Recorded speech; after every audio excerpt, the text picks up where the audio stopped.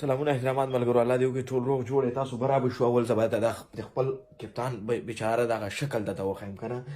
د غریب باندې دغه کپتانۍ دومره اثر کړی دی که نه، قسم په خدای چې دغه سترګې ورکې ننوتې دي. دا غریب دومره خراب کړی راته. دا د موږ اتل دی، د سره موږ مینه لرو، خو دا راته چا خراب کې؟ د کرکټ بورډ خاینانو. خدای هم تباه و برباد کا. د اتل نام راته افغانستان کې بوتل جوړ کې. افغانان به په دې نوم یادوي، خو د سره زه مینه لرم، د زړه نه ورسره مینه لرم. دا د افغانستان بیرغ رپوي، پروا نه کوي ګلبدین ورو که د نهه لوبې ومبېلې بیا هم در باندې زه ویاړم، ځکه دې کې ستا ګناه نشته. دې کې د هغه بېغیرته ګناه ده کوم چې افغانستان دا پوره خاینان دي. دا ټوله د کرکټ بورډ ګناه ده. دو ته هیڅ ضرورت نه و چې د هغو وخت کې کپتان چینج کړی وی، چې کله سکواډ اعلانولو. هر یو ځانونو ته پیسې وي، هر یو د افغانستان زړه سره لوبې کوي. د ما ملک کې څوک حقیقت نشي ویلی. که خبریال بیچاره یې ویم د هغه سر ته خطره ده ورکړي. همدغه کرکټ بورډ ورته اختارونه ورکوي چې وبه دې ولم وبه دې ولم.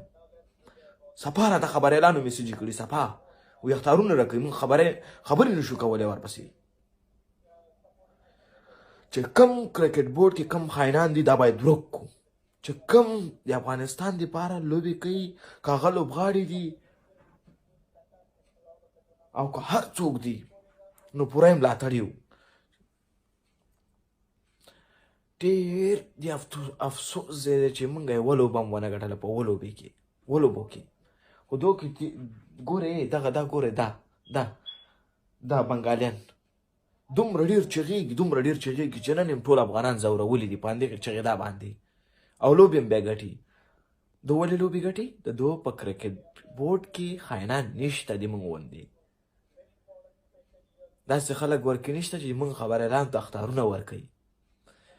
هغه بعضې خبریالان چې بهر ناست دی، خدای هم دا مړویسو ځانونه ووایه، لږ حقیقت ووایه. د ما دا ویډیو ګورئ، تباه و برباد شي. د افغانستان دپاره حقیقت ووایه، د ځان دپاره یې مه وایه، د افغانستان مظلوم ملت دپاره یې ووایه. کوم چې هغه نن شپه خوب نشي کولی.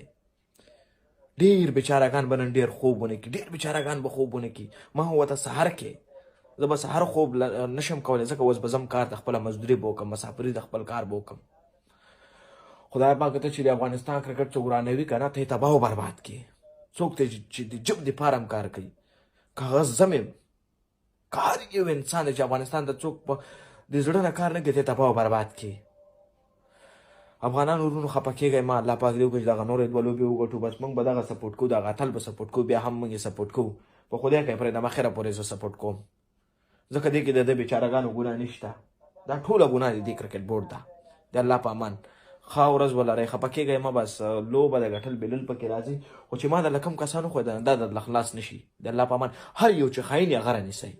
چې زړه نه څوک کار کوي که نه، که فضلې صاحب د زړه نه کار کوي موږ یې پوره سپورټ کوو. که هر یو د زړه نه کار کوي، او که فضلې صاحب بیا غلي که نه، بیا یې بیخي ورکوو، د کرکټ بورډ نه یې ورکوو. د الله په امان.